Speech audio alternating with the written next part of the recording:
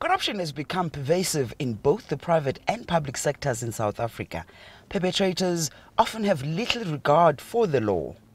Countless studies around the world show that corruption has the potential to restrict trade, interrupt investment, and reduce economic growth. It's too bad for the population to bear, and it underpins huge political instability. It underpins many of the service delivery protests that we're talking about. It definitely diverts public resources from where they should go to into the pockets of a few.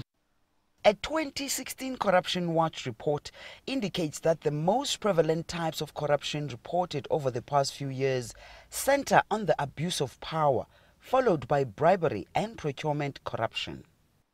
South Africa's anti-corruption watchdog, the Public Protector, has the power to investigate, report on, and remedy improper conduct in all state affairs.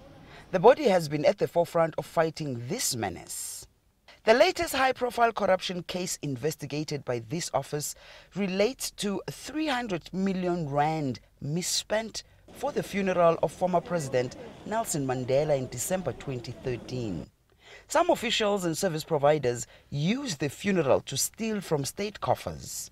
But while this office often makes inroads in the fight against corruption, it's the lack of resources that hinder progress.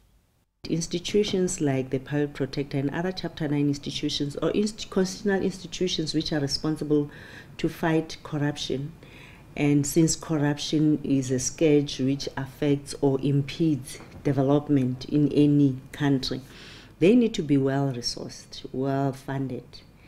So that is the biggest challenge I'm facing as a Public Protector. Corruption impedes development. At the end of the day, who suffers? The very same people which we are supposed to be protecting. While there is no immediate cure for corruption, many believe that ethical leadership and political will be a huge leap towards creating one. Yolisa, Njamela, CGTN, Pretoria, South Africa.